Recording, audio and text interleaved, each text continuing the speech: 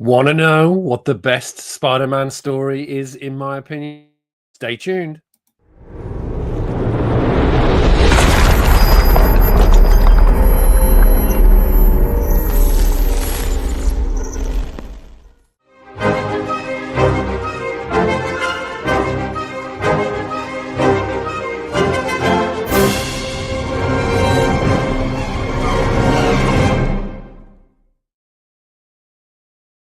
Good morning. Welcome to the Merry Monday Mailcall Show. It's a pleasure to see you all this morning, this very merry Monday here in Australia, always at the same time, 7:30 a.m. Australian, and mostly it's in the afternoon or evening if you're in other parts of the world. So welcome to your Sunday and our Monday.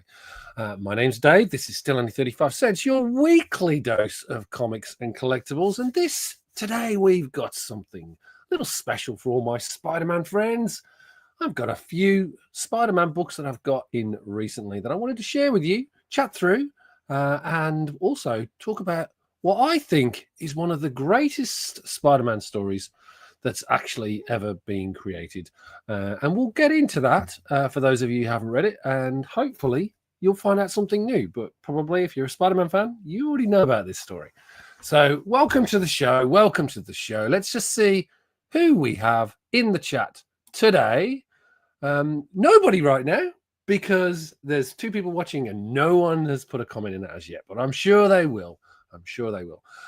There is a link in the chat as well. So if you are keen to join today's show and talk about Spider-Man and you're passionate, I'd love to have you on if you feel so inclined. Usual stuff with that. If you come on, we need to know who you are, have you on video, so at least we can recognize you. But we'd love to have your thoughts on Spider-Man and the books that I'm about to show. But before we get to that, let's talk about some housekeeping. So, slight change of plan for next week. Bit of a surprise here. I will be at Comic-Con Revolution next week. Let's see if that works.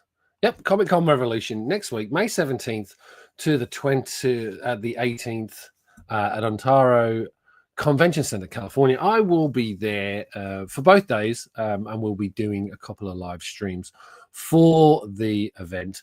May try and do some from the show floor, but we'll see what this Comic-Con is all about. So looking forward to attending that. And then the day after, the Merry Monday Mailcall Show, we'll be bringing you hunting comic books in Los Angeles. So I'll be spending some time in northern Los Angeles, Burbank area, and going around some of the comic book stores that I've been recommended there. So stay tuned for that one, and there'll be a video coming soon as well. But wanted to get those out for you for next couple of weeks shows. So with that, maybe we'll switch to the brand new. I've done a new setup here today. The camera used to be going through a different view, so you might get better quality footage this time around. So let's see what that looks like in the good old-fashioned big view. And there you have it. So this is the new camera layout. It's not going through any sort of software filter now, so it's basically a straight feed. Camera's here, just off camera, pumping down onto my usual mat, which I might get a new one of, but enjoying this. Wanted to start the show with obviously the sad news of Butch Guice passing away, and so came across this in my recent pickups, which I hadn't shown yet, and so I thought it was quite apt to sort of bring this up. And as you can see here, it got a cover featuring the man himself, Butch Guice, and this Marvel Age issue number 3 from June, I think it's June 1983, yep, does have an interview with Butch Guice in it when he took over the Micronauts. Always love a copy of Marvel Age. It was Marvel Age, for those of you who don't know, was a sort of Marvel produced preview slash fanzine, if you like. Took over from a lot of the fanzines that ran in the 70s. And you'd get these exclusive interviews and previews of different books.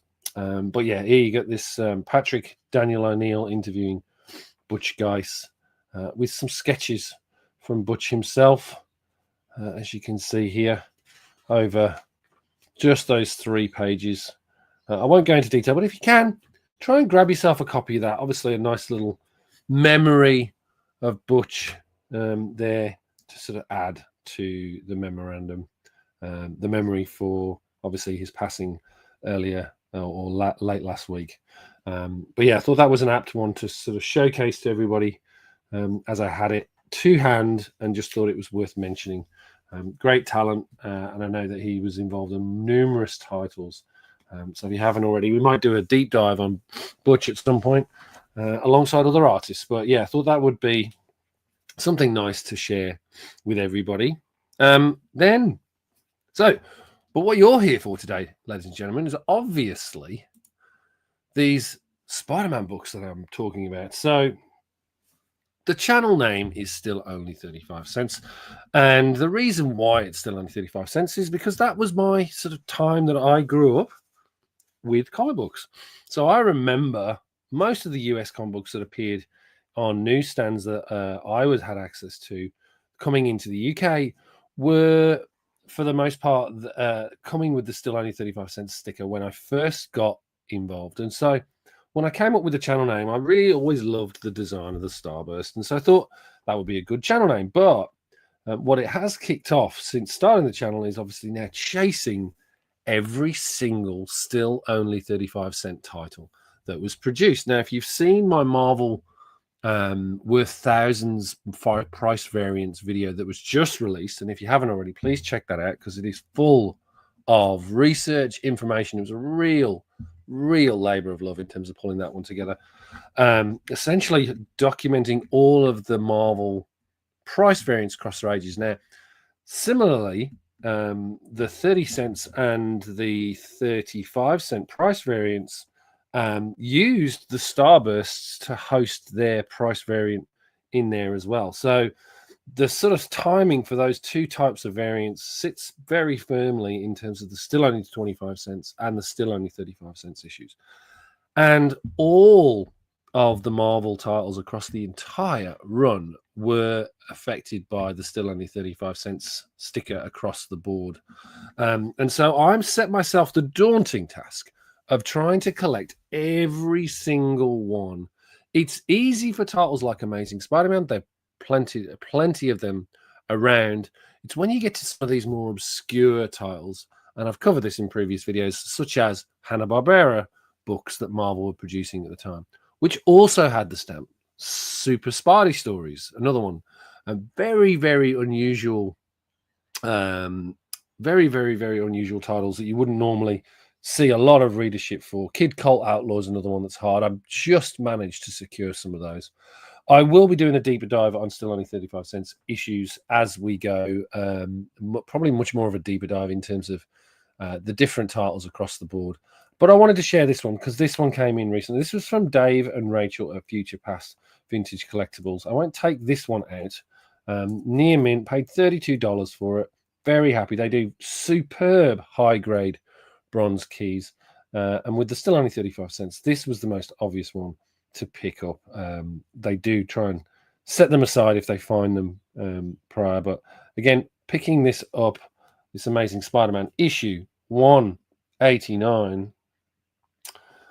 But the book that I'm talking about mostly today is this one. Again, I got this from Future Past Vintage Collectibles. This is Spider-Man issue 248, which in this issue, you meet the kid who collects Spider-Man. Now, great book. Has a front story with Battle with Thunderball.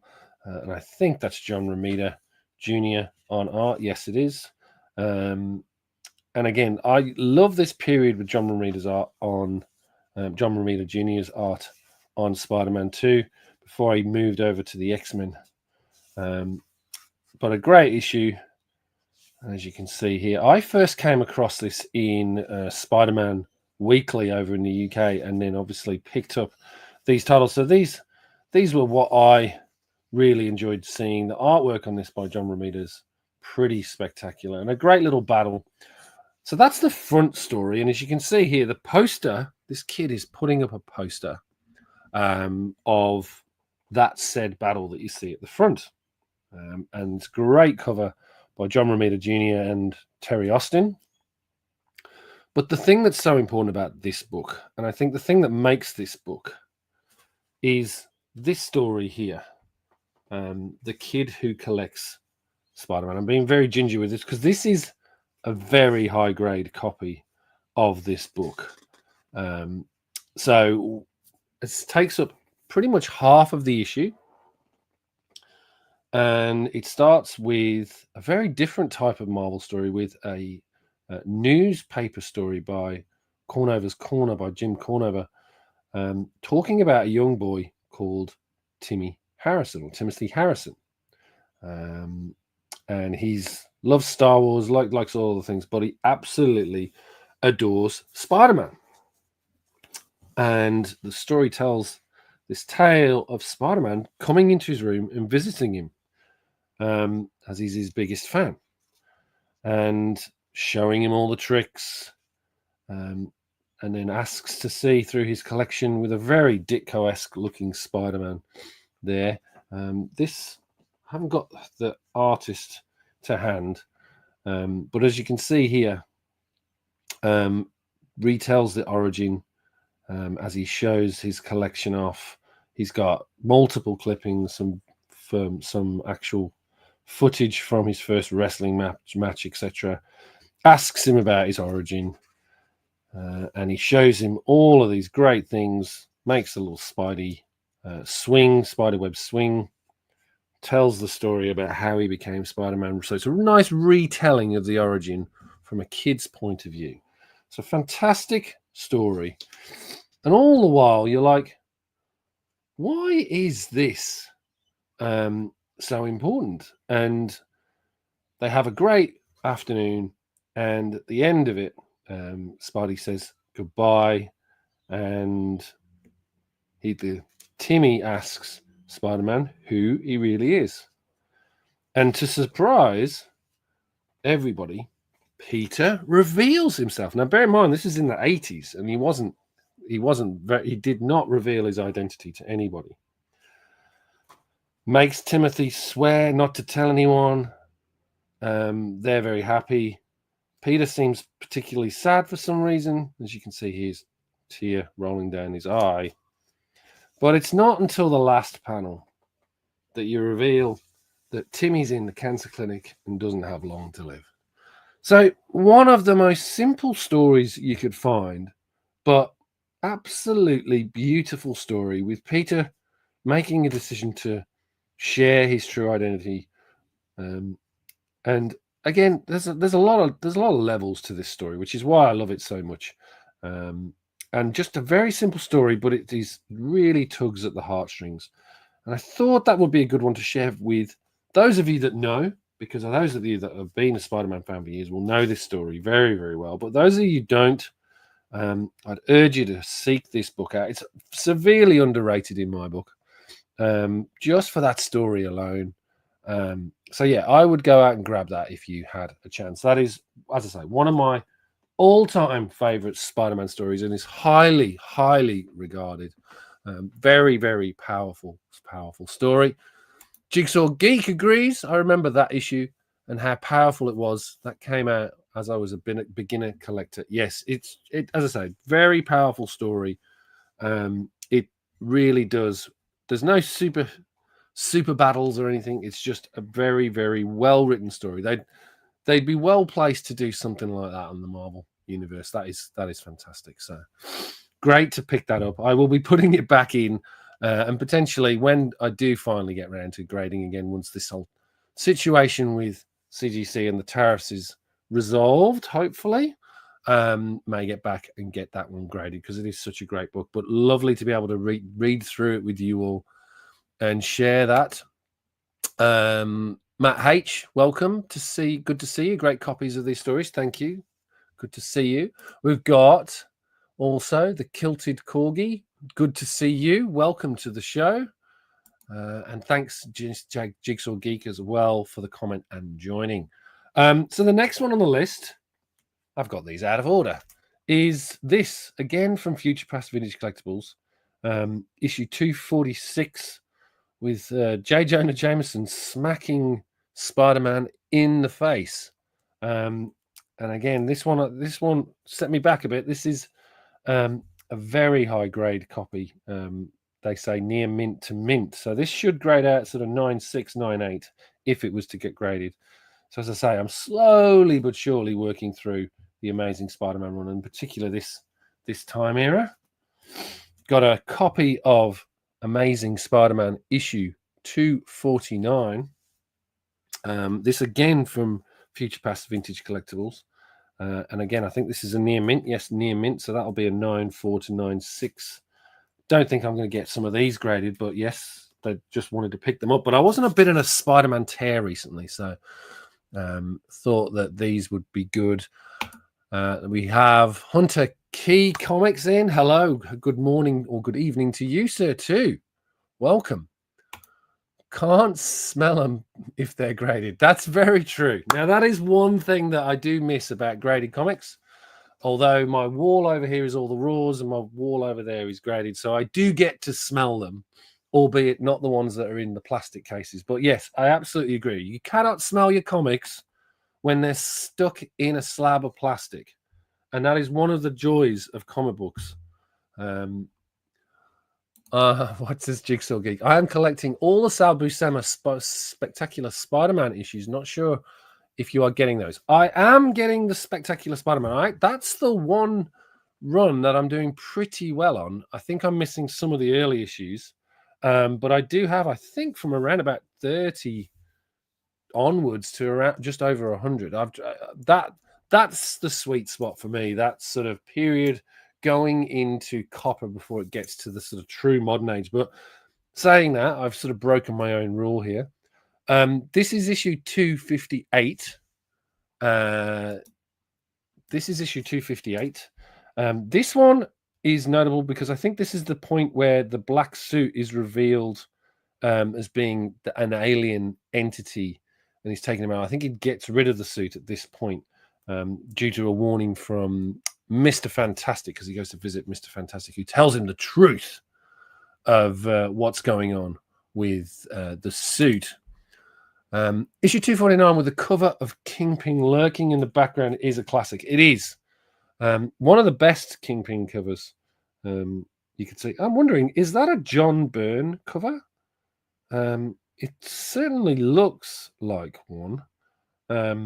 Doesn't have his name on here. I need to go back and check, but that could be a John Byrne cover. Very, very reminiscent of his inking style over the top of his pencil work. So that's an interesting one to pick up. So yeah, happy to pick up as well this issue 258. But what I am also now getting, I've fallen into the trap, folks. I've fallen into the trap. It looks more Milgram than Byrne. It doesn't. It's, if you, I'd go back and look at it. It's one of those. I will find out and post in the comments. I think interesting. In fact, let's do it live. Let's do it live. Let's find out who did the cover for Spider-Man issue 249. This is the beauty of our hobby. You can just go and check this stuff out immediately. So fandom, let's have a quick look. Art by John Byrne. There you go. So it's a John Byrne cover. So my guesstimate was right. So my geek status is still high there. With John Romita pencils on the interiors, with Dan Green on inks, Roger Stern story. So yeah, that is a John Byrne cover. So for all you John Byrne fans out there, get issue 249. Issue 258. While we have it up, let's see. No, it's not working now. Oh well. Back to the books. So this, fallen into our friendly Todd McFarlane. I do have a number of these already, not in super high grade. This one is in high grade. This is a near mint plus. So yeah, I reckon this is a sort of 9.6. And again, you can see here, Dave and Rachel at Future Past Vintage Collectibles, they really know how to pack a book. So you've got a backing board, as well as a board in the interior of the middle section to give it even more support. So these books are not going to get damaged as they're shipped over to you. So that's always good to see. But yeah, issue 318 with our lovely friend Scorpion in the mix. Let me go back to the screen. Jigsaw Geek, it was a John Byrne. And of course, we're joined by Cliff on Comics. Great to see you. How are you? Hunter Key, I see you in the background. If you've got your camera on and your mic, turn those on and then we'll add you to the stage, my friend. It would be great to have you on. And as mentioned, the link is in the chat at the top, so we can talk some Spidey as we go. Okay. Matt H is here too. Hello, hello, hello. It's always good to have everyone jumping in. If you've got any questions on these books, and unfortunately some of you may have missed the story of the kid who collects Spider-Man, but you can catch that on the rewind.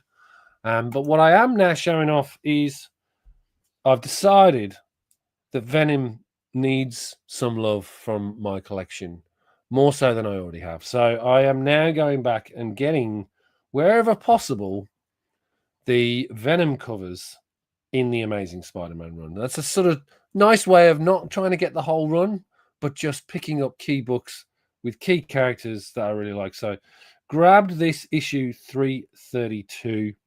I think it's a Larson cover. Yeah, Eric Larson cover, which his style seemed to work quite well coming post Todd.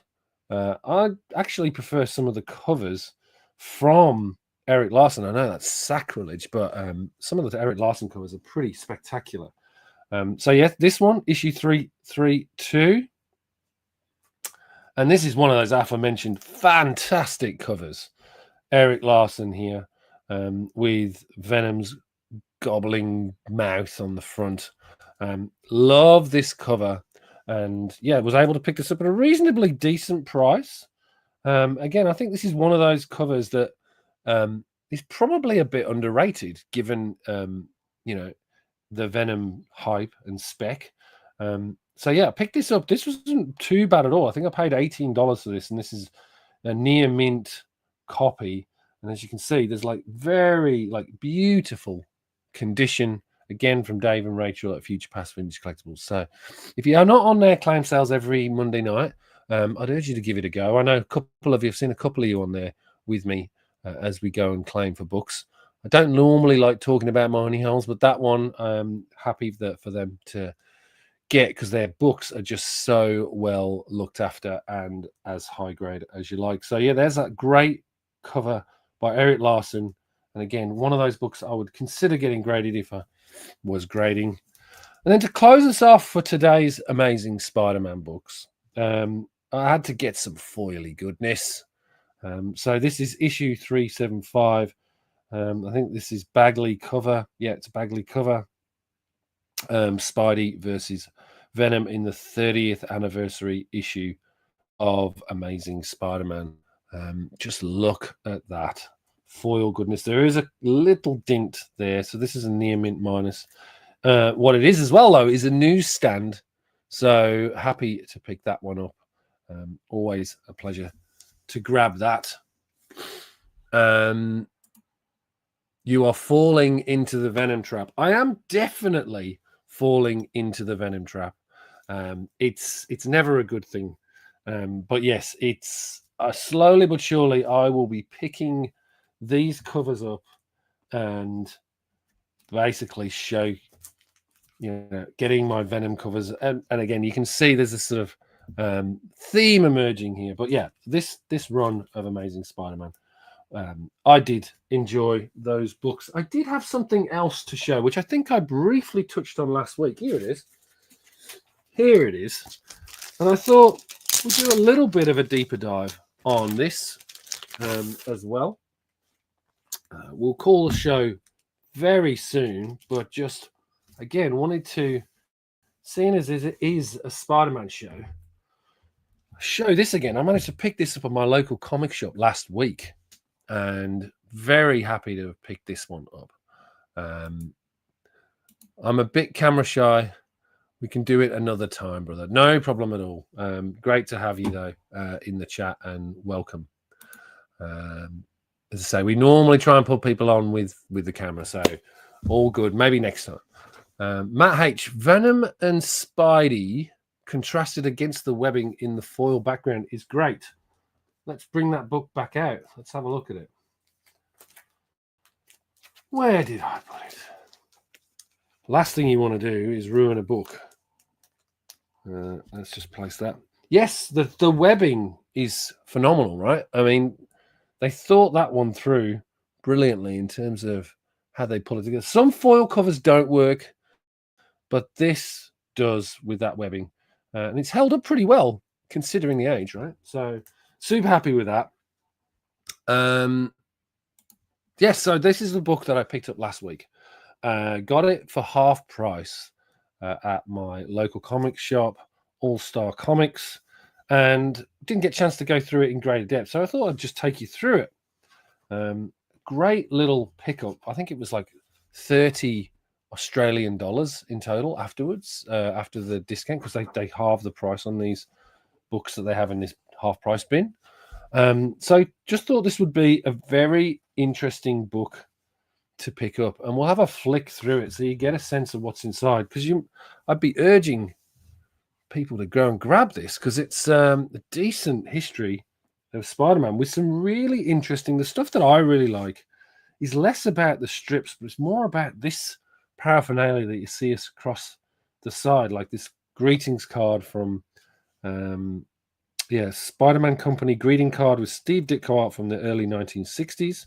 Above, a panel retelling Spider-Man's origin from the black and white Spectacular Spider-Man magazine. You get the first appearance of the immortal tagline, with great power comes great responsibility. And then you've got Spider-Man official guests would wear this sticker within the facility, the Spider-Man sticker, or no, it's the Marvel Visitor. And then the final page of Spidey's retelling in Spectacular Spider-Man magazine. So just fabulous to be able to flip through this book telling the story of how it all came about. Jack Kirby penciled and Steve Ditko inked what became the iconic cover to the final issue of Amazing Fantasy, introducing the world to a new hero. So I think that's the one that always is interesting. It's Jack Kirby cover with Steve Ditko on the interiors. Always a great mix there. And you get a list of the Spider-Man annual #1, giving details of his kit. You got the Ben Cooper Spider-Man mask and Halloween costume there. Editorial changes. Chan reached out to readers, a little letter to readers there in terms of the depiction of Spider-Man merchandise. So again, these ads, love these ads. Always a pleasure to see those in books. The original cover to Amazing Fantasy 15, which would have replaced the Jack Kirby cover, or would have been instead of the Jack Kirby cover. And then you've got John Romita's art. And again, you start to see more of the stories here, more or less of the merchandise. You get to understand the many loves of Peter Parker. You got a little bit of the Spider-Man record set here. The Spider-Man gained a loyal following. Merchandise began to arrive. He even inspired numerous recordings, including this album here. So I'm more interested in more recently in terms of all of these interesting little sort of extras that Spider-Man did. Was this another Spidey-inspired record? Freddie McCoy, Spider-Man by the jazz great Freddie McCoy. We got a piece of original art there from the first Amazing Fantasy 15. A color guide from Spider-Man 50. And as well. So there's some original art in here as well, which is always good to see. Again, more of these fantastic art ads. Warning, this car is protected by your friendly neighborhood Spider-Man. It's also got these great, I think it's Russ cards from 1966. These are very collectible and very rare. These 3-card, or just the whole set, actually. I've picked up a handful of these recently. They do get very, very pricey, particularly at high grade. But again, I think this is one of the first sets of trading cards, and in particular, the Spidey ones are very, very well sought after. So if you can ever see them, I think it's Russ. What's the name of it now? Russ. It will come to me. But yeah, 1966 had a trading cards, and then Marvel's early licensing meant they could find their favorite heroes even on car bumper stickers. And I do have some car bumper stickers, but not Spider-Man. And then we cover the 1970s. So my favorite era, the Bronze Age. First Morbius there. More car stickers. These are fantastic. This was, I think, from the Marvel, Merry Marvel Marching Society, or it could have been from the Foom piece, but essentially you get all of these amazing badges that you could put on your car or on your window. And again, you can see the quality of the book. It's a very, very well spaced out. It gives you a bit of history. There's the Spider-Mobile there. For those of you who don't know what the Spider-Mobile is, it was his funky little Spidey car, so he could sort of tie in with these little car toys that they produced. Here we go. During the 70s, licensed merchandise proliferated not only with the Spider-Mobile, but a motorcycle as well. And we saw my favorite Australian kangaroo villain and Hammerhead. The Spider-Mobile makes its triumphant return in Wolverine 66 in August 2008. More breakdowns there from Mary Severin. Some letterheaded paper from Marvel offices with Spider-Man on there and a Spider-Man mask.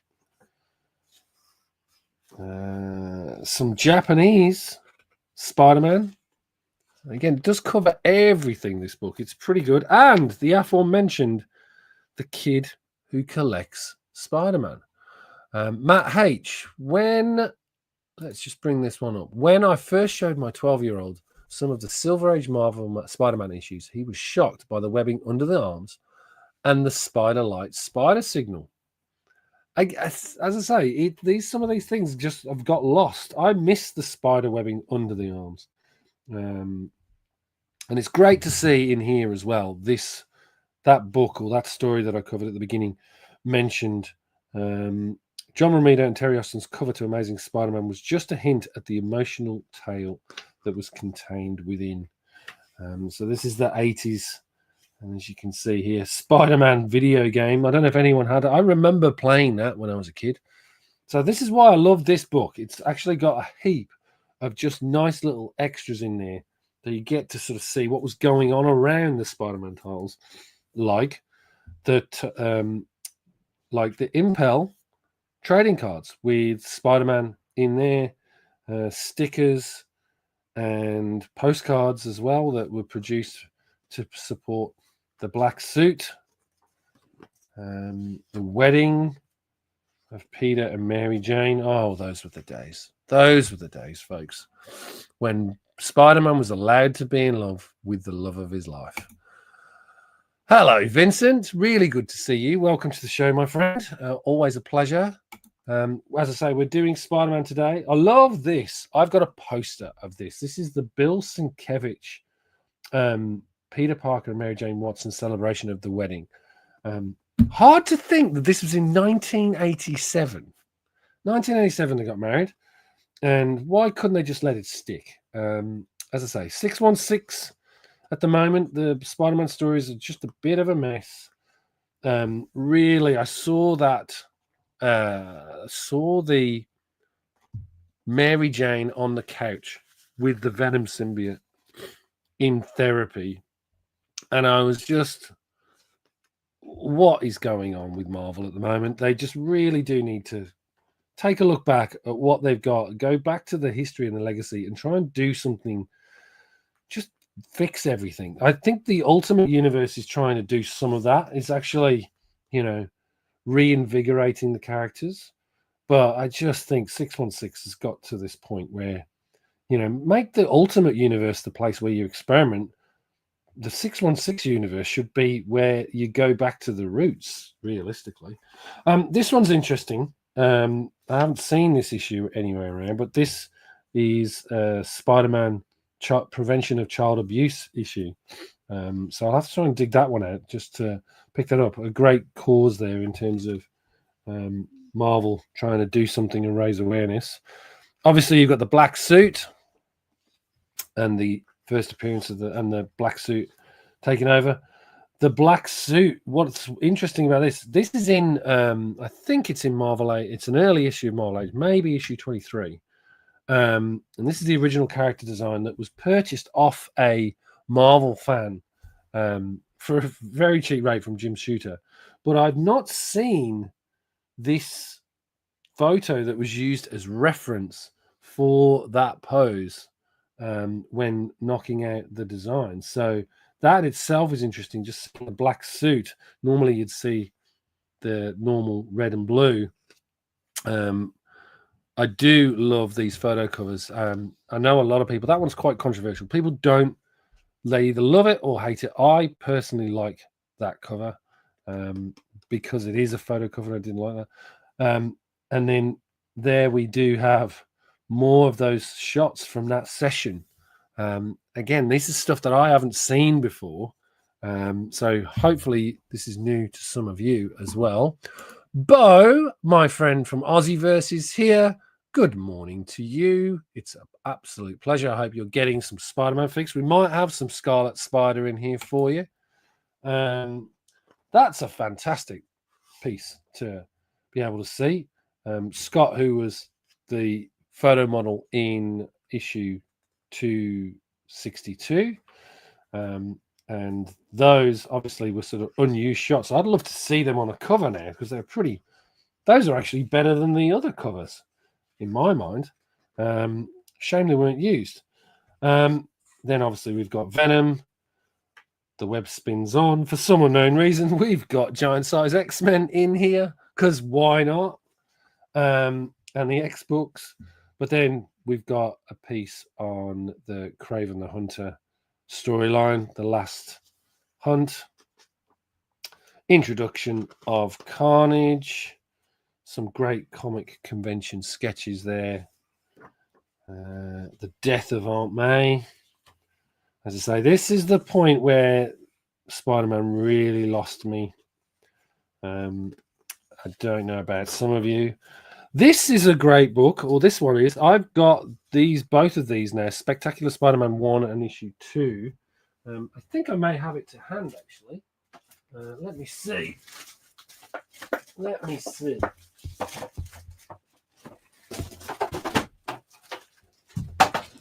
So yes, I have a copy of this beautiful magazine format, 9.2, and there's a second issue, Spectacular Spider-Man issue 2, which has just come back from grading as well.